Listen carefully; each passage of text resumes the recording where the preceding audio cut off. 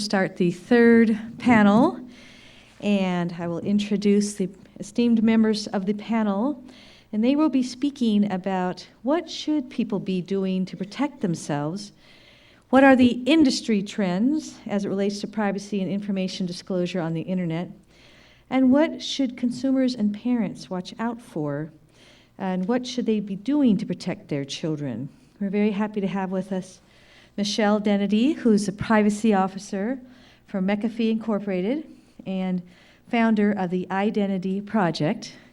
John Simpson with Consumer Watchdog, he's a consumer advocate. And Tracy Webb, who's a senior trial deputy, Los Angeles City Attorney's Office on cybercrime and child abuse in the Cybercrime and Child Abuse Prevention Division on Internet Crimes Against Children Task Force. I should have just said the ICAC. Thank you so much for being with us. And once again, we will have a series of questions for you to respond to. Please feel free, who would ever like to answer the questions that are posed. So let's just start out with, is the internet industry doing enough to protect the safety and privacy of people and their children? That's you. Start. No, definitely not. I mean, ultimately, a lot of it comes back to parents and how they interact with their children and how they set the right sort of standards. But industry has an obligation, it seems to me, to provide necessary tools to be able to do things. And one of the big problems right now is default settings. So much of the default settings in the various websites are set so that things are automatically shared with the full public. And my view, and we run our privacy project at Consumer Watchdog, is that the default should be for minimal sharing of most information that you yourself are posting. And then when you learn more about it, you can affirmatively make changes to share more broadly. That tends not to be the case right now. I just went on to Facebook and created a new account since they've done some changes and tried to see how easy it is to follow. And indeed, it's more granular, but if anything, that makes it more complex. And it is by default to share with the public. So that's a problem. That whole area that I'm talking about now is the area that governs things that people themselves make a conscious decision to share. There's a whole other area which is equally troublesome, some would say perhaps more troublesome, which is the sort of constant tracking of individuals' behavior when they go online. And most people just don't understand the extent that happens. You go onto a website, they put down a cookie, and the marketing company follows you everywhere and knows everything that you do, and this information can be compiled with offline databases to really probably do some very harmful, hurtful things. There needs to be a way to return to consumers the right to have control over their own online data, and that falls into the area of so-called do not track legislation or do not track mechanism, which some of the browsers have stepped up and tried to do. But as a whole, I think the industry has not lived up to the necessary responsibilities, and I've only started to respond in a limited way because attention is being put on them, sometimes by legislation that doesn't necessarily make it all the way through, but in fact puts a spotlight on the issue. We haven't given up yet, though, I just want you to know. Good. So any other thoughts on that question? Yes. So I think I want to paint the other side of the glass. So the glass is half empty, but it's also half full. So when I first became a chief privacy officer over 10 years ago, there probably were about 20 of us worldwide. And now today there's over 30,000 people that at least have that as their title, whether they're given the right authority within their corporate structures or not is growing. So I think there is certainly a lot of corporate interest in putting together the right controls and protections. The other side of that is how free do we want the internet to be? Monetarily free, informationally free. And I think there's a balance at play. Behavioral targeting comprises about 5% of marketing today. 95% is display ads that are relatively anonymous. I'm not advocating that that's a great thing, but it certainly is something that's worth taking a look at and saying, you know, there has been actually a great deal of organizational progress along these lines. I think we sometimes over-rotate and say that Facebook has subsumed the world, when in fact most businesses are in a very different place than that particular business is. Are you seeing any particular trends with regard to privacy that the industry is getting involved in? I think there's more and more dialogue in making real privacy information accessible. So we were actually talking before the panel began. I can't write a privacy policy for consumers anymore. I'm legislatively banned from doing so if I want to still stay employed by my company and act as a fiduciary to my shareholders. The privacy policies have become a compliance mechanism, so they are very long, they're very complicated. If you're a multinational, you're forced to put in all sorts of information from around the world. So what we need to do, and what I think there has been a good trend in doing, is finding more mechanisms to do just-in-time education, looking to newer technologies like YouTube, for example, to educate people, do a Khan Academy type style of education about what is security, what's an IP address, does anyone even really know? Before we ban it and say that it's a bad thing, let's find out what it is and what we can do. If you can knock off the last octet, for example, it makes a big difference. So knowing what this technology is, and I think that's the biggest and most positive trend in the industry right now, is there is a hunger to actually educate meaningful choice for our consumers so that they actually can engage in our products more meaningfully. And do you think, and this wasn't one of the questions that was posed earlier, but do you think there is a trend that consumers are looking for products that involve more privacy? Do you see that? I don't. And that is the shameful thing. And so every time I go to a forum like this, so I'm split-brained. So my identity management, identity project side is my parent side. My McAfee side, I've actually joined a company that's all about family protection. That's the reason I joined the company in the first place. But I'm a corporate player at the same time. I wish I would get more emails or interactions or thank you letters from consumers saying, hey, saw your information, thank you for engaging us. I spent 10 years at Sun Microsystems. Our entire platform was to protect privacy and security. We went out of business, we were bought. So I wish I could see more consumers saying there actually is a better technological choice, there's a clearer protection choice, but unfortunately, mostly we're going for a cheaper choice. And the cheaper choice involves this push towards behavioral marketing, more and more and more thirst for information. So it's a push me, pull me. And so when consumers do like what they see, when they are educated, when they do feel like a company's doing well with privacy and security, it would be very helpful for the hapless CPOs of the world if we got a note. I could take that to my CEO and get more budget to do what we do instead of being viewed as a cost center. I wonder, though, whether if, I know obviously that products are provided because people have interest in them, but I wonder if, various different improved privacy types of opportunities were there, whether consumers would actually migrate towards that. Any thoughts on that? I would love to see that be the trend. It hasn't been traditionally over the last 15 years. There are some sparks of that where it's a flagrant abuse situation, but even where we find out that there's a major security hole, unfortunately we find that people will go to the pop sites or the cheap sites, and we're not really seeing that trend that you'd like to see. I'd like to see Mozilla being one of the biggest browsing companies in the world.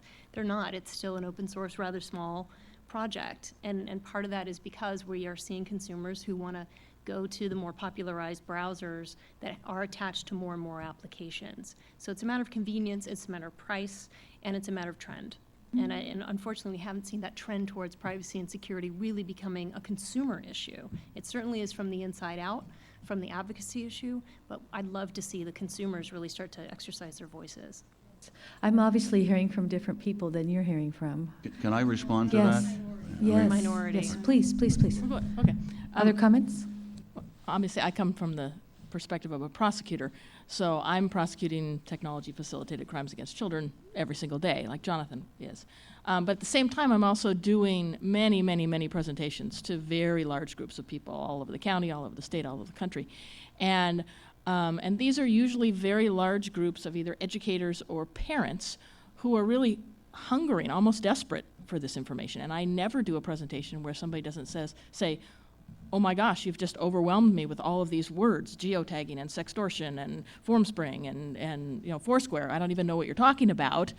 But I'm desperate for help, for information. Where do I go? Where do I get resources? Where do I get help? Where do I protect myself, short of locking up my children in my computer forever? And so it's kind of an interesting perspective as far as what the trends are concerned, because that's kind of where the victims who I deal with every day and their families are desperate for information. And one of the things that I do, I co-chair the LA County Cybercrime Task Force for ICANN, and that's not only law enforcement folks, but also industry people from social networking sites and from many of the movie companies and television companies. And so there's kind of it takes a village mentality with all of us to sort of throw all our hats in the ring and see what we can do as far as protecting children and protecting privacy and things like that. So I think sort of the desire is there on our part, and the knowledge is certainly there on our part. But it's the laws are behind we're kind of behind the 8 ball as far as keeping up with the technology. It's kind of interesting. It might just be just hearing this discussion that people are looking more to their, law enforcement folks and their legislators to pass on their concerns, as opposed to looking to industry as the person to, say, could you change this? They're looking to us instead. That may just well be how people are communicating. That's part of it. We have a program that we call the Cyber Mom Blogger at McAfee, and so you can go to McAfee.com/family, and we have checklists. It's not just about our family of protection products, but it's also about checklists, what parents can do, the questions you can ask, what should you be looking for in a social networking site, how can you protect yourself.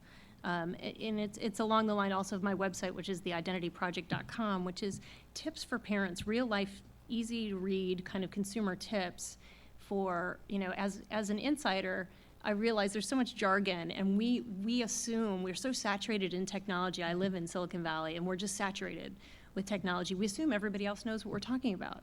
It's simply not true. That's a key part of the issue, I think. And also, your company essentially is in the business of providing security. And I mean, I think when we're talking about some of the other companies, I mean, if you're talking about a Google, if you're talking about a Facebook, that's where, that's an entirely different problem. I mean, in some sense, your company is really a privacy advocate. Absolutely. And security advocate. We'd like to have as many users as Google, but we don't. Yeah, so I mean, when I'm making my critique here, I'm shooting it out usually at Google, because they're the big dog on the internet, and if we can get them to do the right thing, maybe other internet providers will, and so on. But for instance, you like Mozilla, they were the first to put in an option that offers a do not track mechanism. Safari, which is Apple's entrant, and did the same thing.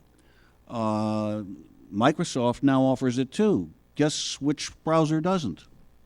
Google's Chrome. And I think that says a lot about where they are in wanting to track people around the internet. So I think it's partly an educational issue. All of our polling has found, for instance, 90% support for increased privacy legislation. Yes. And I think a lot of the problem is that people just don't understand what the sort of standard industry practices are. Yeah, that could well be. So what should people know about the internet? How can they protect their privacy? Is this regulation? Is this something industry should be involved in on their own? And, should we have different rules and regulations with regard to children? Any thoughts on those questions?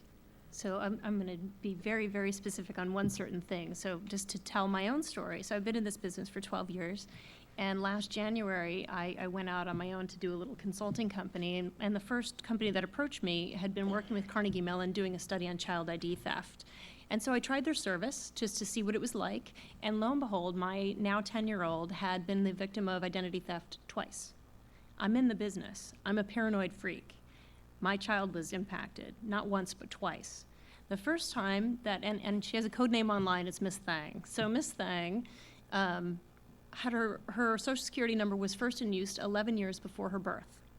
She was issued a financial birth defect.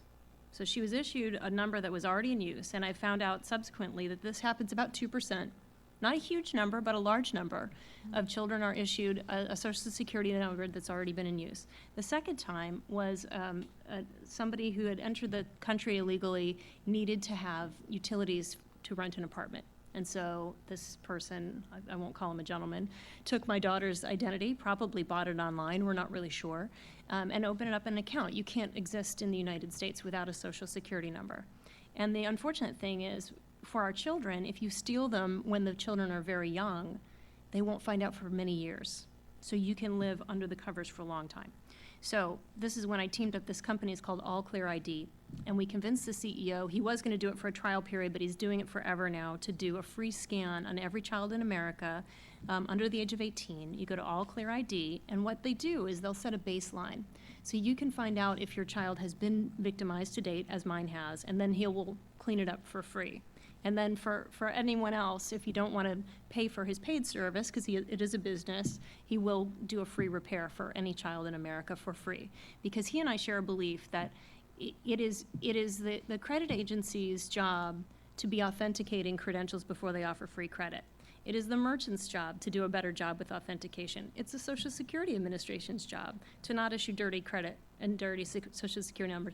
What it shouldn't be is a child's responsibility to pay to repair their own identity when they haven't gone on Facebook and given too much information away. So I think that's one of the things, and it's available on an app. So they actually just launched an app this week, All Clear ID. So it's a free app. So I think that it excites me so much to see one company doing that, and what I hope to do is to kind of get the agencies in on this, get the other identity protection companies in on this as well, and so people will start to be more aware, particularly for the child ID theft. To me, it's just it's an absolute crime to see someone who's turned away from a job because they can't pass a background check, or they lose out on their student loans because their credit has been destroyed. And I'm seeing cases of this all over the country. And it's absolutely a national emergency in my mind. We can't have 10% of our population every year having a false credential. What does the repair consist of?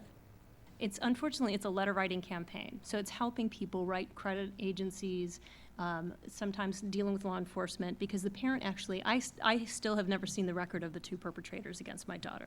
That went to law enforcement. Because there's privacy rights, I can't, and I probably shouldn't, because I was ready to get a Louisville Slugger and kiss my girls goodbye for 5 years and take care of the problem myself. So it's a good policy that parents don't have a lot of this information. But going to the credit agencies and unfortunately, the solution is you have to create a file with credit agencies that should not have a file until your child is 18. So now with my older daughter, I'm gonna have to check that file until she comes of age, which I shouldn't have to do. My 5-year-old is clean so far, so I'll check her once a year. But I think, and this is why I've kind of gone on this crusade, no one will make money by solving identity theft. That's the unfortunate thing. And so I think it's all of our rights, it's all of our responsibility to just be very vocal on this issue and to go into the schools and train on this issue and on all the issues that we've talked about this afternoon, how to stay safe online. But even if you've done all the cyber stuff, remember that where our children hang out are the least protected enclaves, schools, churches, scouting. None of these people have a big cyber budget. They're using the lowest level of technology to protect themselves. So, but I still would like to hear what thoughts you might have on, any regulations we should be looking at to protect folks, and whether there should be different rules or more rules to protect children specifically. What do you think? Well, the Children's Online Privacy COPPA Act was what, done back before the internet even existed, and so it is pretty much out of date when it comes to various things like the World Wide Web, like mobile applications and all of that, but it at least offered a provision for the Federal Trade Commission to update the act and the regulations. And the FTC has just done that. And they have a pretty good set of revisions that apply quite well, I think, to children under 13, who are definitely in a special kind of category. Where I think there is a lot of problems and where we got to do a lot of work and a lot of education and a lot of thinking is what rules you need to apply to teenagers, because they have curiosity, they want to go where they want to go. You have to sort of let them get out of the nest and fly a little bit, but you've got to be there to catch them. And how that all works and how you all balance some of that with First Amendment issues, for instance, gets very complex. And I'm not sure that you can do as much with the teens with pure regulation as you can with educational processes and with leaning on some of the internet companies to sort of make, when it comes to sharing and that kind of thing, that needs to be, you have to deal with the default like your bill did. I think that's a very important step. I think another tool that the industry itself is trying to, in some places, come up with is the whole do not track movement. And there is some self-regulation attempts by the Digital Advertising Alliance in that. I'm skeptical of them. I personally think we'll ultimately need do not track legislation, and that is something that would be a tool not just for teenagers, but it would be for everyone on the internet. And there also seems to be, because of forums like this, because of all different kinds of things, more pressure on the industry, so that I think we may start to see some response, some of this movement, so-called privacy by design, where when you start to offer a new product, you actually get people who are concerned about the privacy implications involved from the beginning. Too frequently in the past, the engineers would start doing something, and just before it was ready to be launched, they'd say, oh yeah, this has privacy implications. And if we can build it in from the beginning, that could help. And again, the FTC is pushing for that. Engineering worlds. And in fact, one of the kind of important areas of education is I don't believe that you should get an engineering degree in this country anymore without having cyber training. I really think, if we have our architects building bridges where a few million people go over, and we have hundreds of millions of people going over on our networks, and we aren't training these people on security, I think that that's a huge, huge problem, and there probably should be some sort of a certification to that effect. So I think it's a trend. I think the other side of the trend is very fascinating to me as a privacy person in a security company. We actually need a lot of information to secure the internet. So when we do not track legislation, we absolutely have to be very careful that we craft it so that we can still capture enough information so that we can do things like antivirus, anti-spam, malware, and predictive analysis to make sure that we're not protecting the privacy of the pornographers and the spammers as well, which is it's a problem that I come up with every single day, particularly with foreign jurisdictions where they have very strong national privacy legislation, and they, I get from their security folks a request to get all of the data that we hold on our customers. I have to say no, because we also are bound by the privacy laws in those countries, and so it's kind of a push me, pull me that has to be recognized. That tension is there when we think about do not track. Go ahead. I think we don't do enough to protect children. Those of us who are in the business of protecting children, like I am and like most of the people here today, we get it. We understand the dangers. We know from a firsthand day-to-day experience what, that's a marching band. We understand, that's right. I'm sure that's what it is. But I think that we as a society don't do enough to protect children. And I think from a parent, I think it's incumbent sort of on everybody to sort of rally around the kids, because they can't protect themselves. And so it's up to us, whether it's law enforcement, whether it's industry, whether it's government, to protect them because they can't protect themselves. And I think parents, who are sort of the ultimate people with the responsibility for protecting children, are so afraid of this technology. They're so afraid of, the kids are all now being issued iPads at school. And I did a presentation for kindergartners the other day, and they all had iPads. And, they all, know how to scroll. And not to mention how good they are at the keypad. But the parents get, other than what they heard from me and a little bit from the school, they don't get any instructions. So the kids are way smarter than we are, but they can't protect themselves in our society. So I do think it's incumbent upon us to pass legislation and to have it be different when it comes to minors, because they can't protect themselves. Yeah, in Sacramento, obviously, we're in the business of looking at these issues and regulating when necessary. Obviously, we hear a lot in Sacramento, why are you regulating? Why don't you just let the market take care of itself? So that's the argument we always hear on the other side. But whose role really is that to protect the children? Should it be government? Should internet providers be more involved in this on their own initiatives? Where does it lie? I've read several articles, some of which have said, well, we left it up to the marketplace for the internet to work on privacy issues, and they haven't gone in that direction, or at least not far enough in that direction.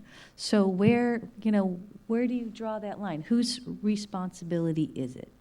In my presentations, I primarily speak to either educators or parents or law enforcement when I'm doing my trainings. And I really have the opinion that sort of the buck stops with the parents, because they're their kids, and they're the ones, for the most part, who are putting the technology in the hands of these children, who really, we all know that children's brains aren't fully developed until they're 25. So all that, conflict resolution and judgment, that isn't finished forming until they get to be that age. So we're as parents, we're putting this technology, these iPhones and these iPads and these laptops, in the hands of kids who really aren't capable of using them safely or properly. Mm-hmm. And so we can't, and then the kids do something like, get involved in sextortion or sexting pictures, and immediately as parents we say, what were you thinking? Well, they can't, because their brains don't work that way. So I think, so the buck stops with the parents as far as educating them, kind of getting their heads out of the sand, not having them, leave my presentations wide-eyed because they just learned about geotagging that they'd never heard of before. And, the responsibility is on them, to have them step up and educate themselves, but then, of course, who's going to do the educating? Mm-hmm. All the rest of us. I think ultimately the responsibility comes back to the parent, but I think that corporate entities have a very real responsibility to provide necessary tools to parents and to children, and I don't think that there's been a good record of that. And I think it may be improving, and that's partly because the heat is being put on these people, and I think that's a good thing. The other thing I just wanted to add here, that you sometimes hear in these sorts of things that it is a binary trade-off between privacy on the one hand and freedom and business on an open internet on the other hand, and that is a false framing of the issue. The fact of the matter is that the internet really is only conducive to business because of some very, very important privacy innovations. If it weren't for HTTPS encryption, you wouldn't be able to send credit cards over the internet and do that kind of business. It's a very important privacy thing. If it weren't for some of the things that McAfee does to make the environment safe and protect you from malware. So privacy and privacy innovation is a key to a successful, vibrant internet, and giving consumers some of the tools that they need to protect their information and their kids' information is exactly, and sometimes that comes by regulation, sometimes it can become by self-regulatory industry models, but whatever. Doing that then builds an internet that is vibrant and free and is an economic driver. But for some reason I don't understand, many of the people in Silicon Valley want to oppose the two and frame it, it's either privacy or it's innovation, and that's just wrong. I agree with that. And so I'll tell you a program that I'm really excited about now. I'm at McAfee, so it's hard to say. This is also very self-serving, and there's nothing wrong in business with being self-serving. But a program that we've done, we've got 6,500 McAfee employees. We've been bought by Intel, so we're hoping to wander over to the other 100,000 as we get along. But what we did is we provided a training, and it's about being a global cyber citizen. So whether you're an admin, whether you work at our gym, I don't care what you do, you get enough information, you get a curricula so that you can go into your local senior center, you can go into your elementary school. We want to know, as part of your goals every year, what you've done in the community to educate the community within your own sphere of personal influence. My head fake, I'm training my entire staff about privacy and security policy. So for me, it's a great way to make people feel good about themselves and actually feel good about my job when I'm kind of bad cop sometimes and I come in and I slow things down. But I think every company has the opportunity to do a similar thing. You know, do what you are natively training them to do as workers, but don't make the mistake I made and leave your family behind. I've traveled the world trying to make privacy policies better, and my kid is hit twice. I'm never going to make that mistake again, and I don't want any employee to ever make that mistake again. So we can actually kind of win on so many different fronts by just being a little more creative with this issue and being true cyber citizens. That's great. I obviously have an opinion with regard to the question that I asked earlier with regard to whose role is it to really step in and do something about privacy on the internet. And I obviously believe that the legislature plays a great role in that. And that didn't just fall out of the sky. I came to that conclusion based on the number of contacts that I received from people asking, well, what are you going to do about this? Here's stories that happened to my family, horror stories. What are you going to do about making my child more safe? Those sorts of things. So clearly, I believe that there is a role of the legislature, and obviously there are plenty of people who agree with that and plenty of advocates who come to Sacramento to try to work on these issues of internet privacy. But, you know, obviously there was quite a debate this year when we worked on the privacy legislation. And we did hear, well, you know, once again, you know, why don't you just leave this up to industry? If you try to regulate, it will harm the internet will not be successful, it will no longer grow, and those are all arguments that were made. So I throw that out because obviously, you know, I think we would want to also encourage corporate behavior so that there would be more self-regulation, and I do believe people are asking for it, but they may be asking me more about it than you, which it sounds like. But how do we get there? How do we push for more self-regulatory actions? How do we get there? If like you say, people want to fight the regulation by the state, then how do we get to the point where industry is stepping up? You know, clearly all the panels we've heard today, this is an issue, this is a problem, it is not going away. People are being hurt, children are being hurt, it's impacting them in the classroom, et cetera, et cetera. It's a growing problem. So how do we get more responsible self-regulatory behavior? Do we get there? Please, I'd love to hear from all of you on that. Well, you do it on a number of fronts. I mean, things like this help raise the issue. Sometimes legislation is a big stick that is, you know, companies are afraid of the possibility that this law will actually get passed, so they come up with a solution. Another thing you sometimes do is you embarrass, you don't do this, but I do this. I mean, my job is sometimes known as Hellraiser, and so I sometimes go and ask people like Eric Schmidt, who is the chairman of Google, embarrassing questions, or stage a sort of track-in in the Dirksen Senate office building when he was going to testify, having people who were mimes in suits that said Google track team following everybody around saying, this is what it's like to be followed in real life. What do you think it's like to be followed in cyberspace? Now, you know, that got maybe 50 television cameras, and it really raised the issue. It also got Eric a little bit mad at me. And Pablo Chavez, who is one of their top lobbyists, I don't think will talk to me ever again. But it got the issue out there. So it seems to me you do these kinds of things on lots of fronts, and you sometimes make a point of pointing out a little bit of the hypocrisy on some of these executives. Not too long ago, I think it was back in 2007, there was a reporter for a site called CNET, which is one of the best technological sites out there, news sites. And she, as a story, this was just when Google was really being great with its search engine, Googled Eric Schmidt, the then chairman, and wrote a story about all the things that she found out about him, political contributions and all that stuff. He was indignant. And he banned CNET from interviewing Google executives for a year. Now that kind of hypocrisy is something that these guys got to be called on. So, I mean, there are different roles for different people. The legislators do certain kinds of things, advocates do something else, parents do something else. And I think it's a multi-faceted effort. And we are slowly moving in the, we're now at a point where we're all aware that something's got to happen. There is legislation in the pipeline. There is an industry response. And I think on an optimistic day, I feel like we're lurching along in the right direction. I'd like to get to the right place sooner rather than later, but I think we're going to get there. And you talked about some polling that is showing that people are looking for this type of action.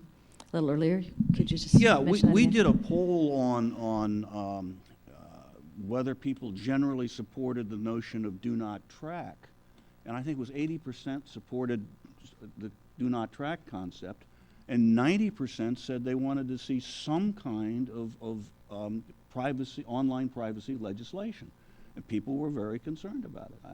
It's rare that you get that kind of numbers. Another telling thing is right now, I mean, there is bipartisan agreement, if there can be such a thing, in Washington, D.C. right now, around the note. I just came from a conference there yesterday where the FTC chairman spoke. And there was genuine consensus emerging about the need to do something around online privacy. I don't know that the legislation will get passed, but I mean, it's all being discussed in a way that's very positive, which is having an impact on the industry. And industry is, starting to respond because they see the possibility of legislation. I know Michelle wants to chime in on this, but I'll just say really quickly that one of the things that I think you're right. I think that slowly but surely everybody's jumping on board, and I think it's a slow process. And us, together with you, together with industry, together with parents, together with educators, it's going to have to be all of us together doing it. And one of the things that last year we did as part of our task force was we thought one of the things we could do is create a PSA. Because people have television on and they usually respond fairly well if it's a good, well done PSA. So we did one, did it last year. It's gotten really rave reviews. It's still running on most Southern California television stations. I have people all the time coming up and say, I saw your PSA. But what most people don't know is that it was paid for by MySpace. And they're part of our task force and they paid for it. And so I think that's kind of an indication. First, them sitting on our task force, and secondly, being willing to do something like that. It's kind of an indication to all of us that if we kind of keep pushing and keep kind of pushing all together, that we can, sort of get the word out and help you get that legislation passed. Great. Yeah, and I think, so as far as legislation goes, in particular, I'm very transfixed on this child issue because nobody will profit. I think there's always someone else who, like the do not track, people are going to profit if you pass do not track, people are going to profit if you don't. It's one of those issues that maybe it will, maybe it won't, but kids are not going to be protected on their own. So going after the perpetrators and coming up with real penalties for these folks, making sure that law enforcement agencies are educated so that they don't look at a parent that comes to them and says, my child's identity has been stolen, and they don't get the unfortunately very common response that says, no real crime has been committed here because your child doesn't have a credit card. So what could possibly be the loss? And meanwhile, it can be, obviously very devastating. So going after the real harm, I think, is one thing. We've been in support of federal legislation for privacy, an omnibus bill, for a long time. It's something that we, as an industry, we do want that kind of regulation because I don't operate just in the U.S. I haven't in the last 3 companies I've worked for. I work globally. And by not having a federal bill for privacy makes it very, very difficult for us to do business internationally. And we're viewed in a very negative light with our trading partners in Europe and Canada and even Argentina, which is deemed incredibly an adequate place to do business rather than the United States. So we're not universally anti-legislation at all. Well, I'm so glad to hear that. So not doing privacy legislation is not good for business.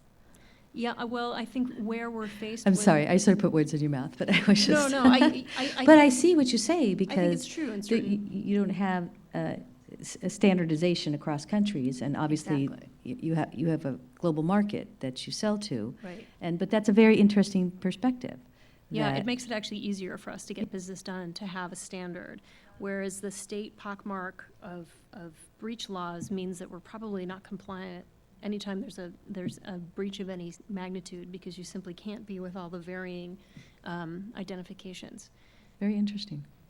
Everyone that I've talked to in business, to me at least, has professed the need to have clarity, but the other issue that you just alluded to with breach is that I think there is a great reluctance to see states do it. They'd prefer to see a federal legislation.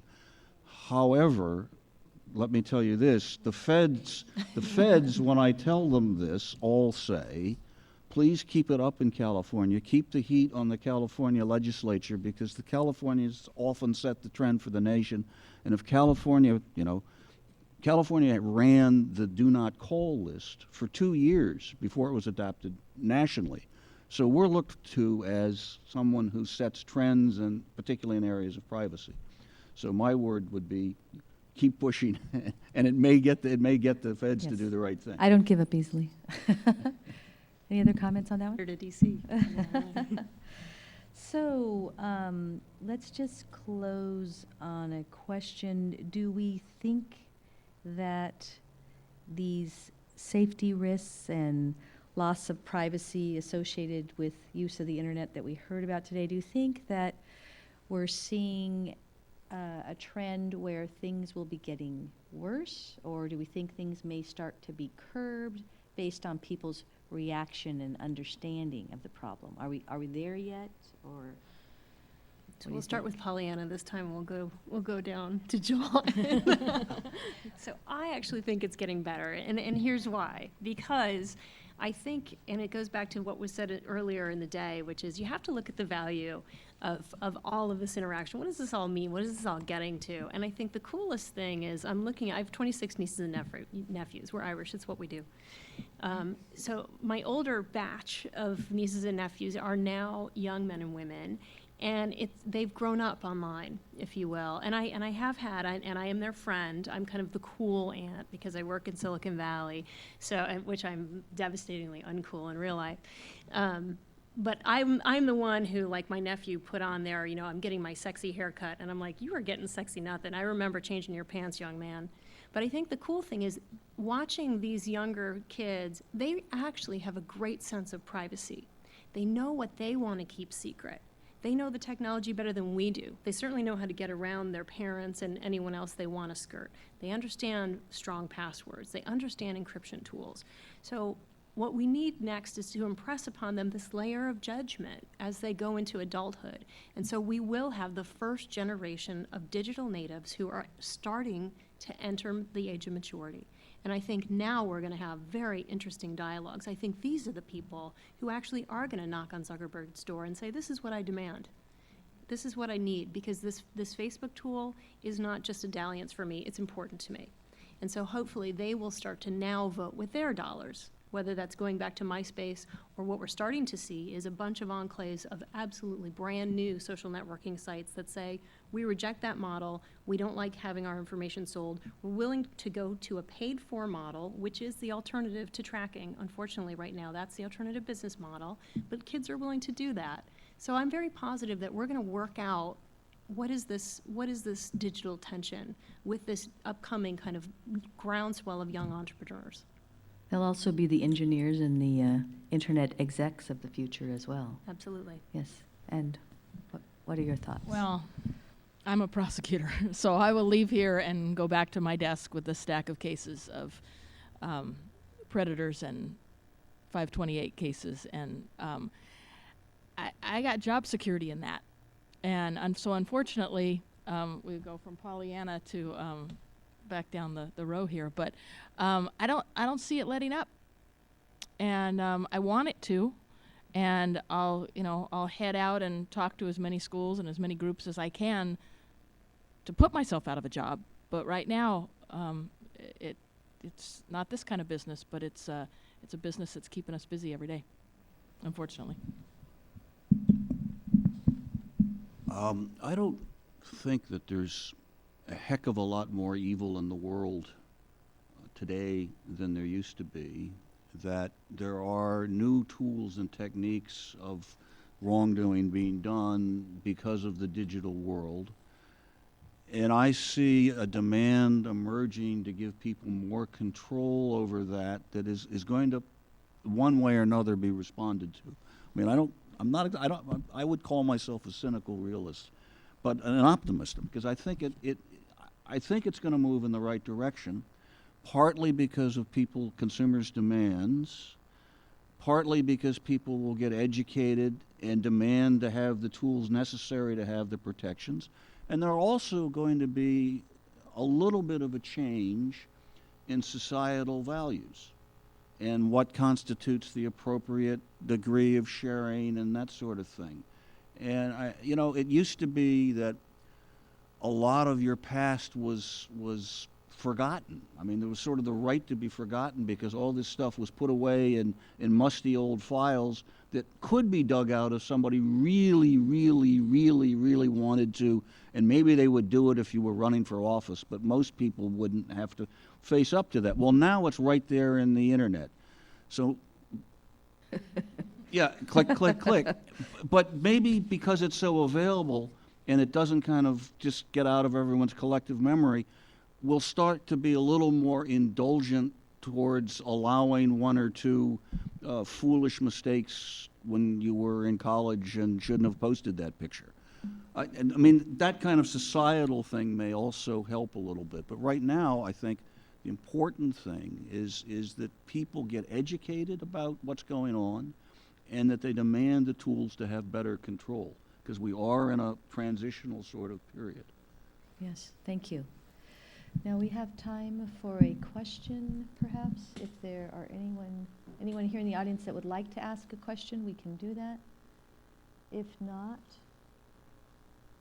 I'm going to make some quick closing remarks and close out the hearing, or the meeting that we're having today. First of all, let me thank all of the panelists that were here today, and thank you to you. Very, very interesting discussion, and I've certainly got some great ideas and would love to talk with all of you further as well. And thank you for your advocacy on this issue as well.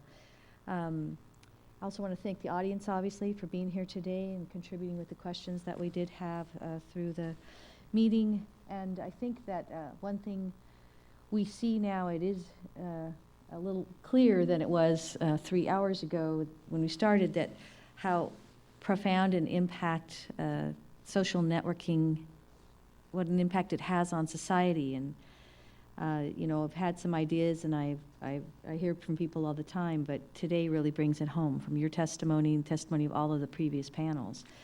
And this is something we're dealing with throughout our communities, throughout our neighborhoods. And just the positive idea of sharing information and social networking. It can be very positive, but there are some dangers, and there's some things that we should be doing. Hopefully some of it can be voluntarily, some will have to be regulatory in order to protect our children and adults as well. And I think probably what concerned me the most before this meeting, but continues to based on what I've heard, is just the vulnerability of children. They are so very innocent. They are using this new technology. It's exciting, it's interesting. You don't have to be bored, the old, Mom, I'm bored. You can get on the internet and not be bored for hours, right? I know I can be on the internet for hours and not be bored. But the fact that young children are so very unaware of the dangers of sharing information. They may innocently be just sending something to their friend and not realizing that they're sitting in their own room, but the ability to contact them and the information that they have shared can be found by anyone, and sadly, people who wish to target them for anything from identity theft to stalking or things even worse than that. So glad that we had the opportunity to have this discussion. As we've heard today, there's many ways to approach the problem. There's many strong advocates working hard on the issue. Obviously, good parenting is a very, very important component of all of this. Knowing what your children are doing and helping them, sitting with them and helping them learn about the internet and what those risks and dangers that they might be subject to. But we also must be very real. Social networking on the internet is exploding. You can't keep children off. We heard the statistic a little earlier today in the testimony. Children under 13 are not supposed to have social network sites, but we know that over 7.5 million children do have social network sites. So there's obviously something we need to do about that, and those numbers are growing daily. I wanted to mention that we did invite other representatives of the internet industry to be here today. We invited Tech America, we invited TechNet, and we invited the Internet Alliance. Unfortunately, they all declined. They were not available to be with us today.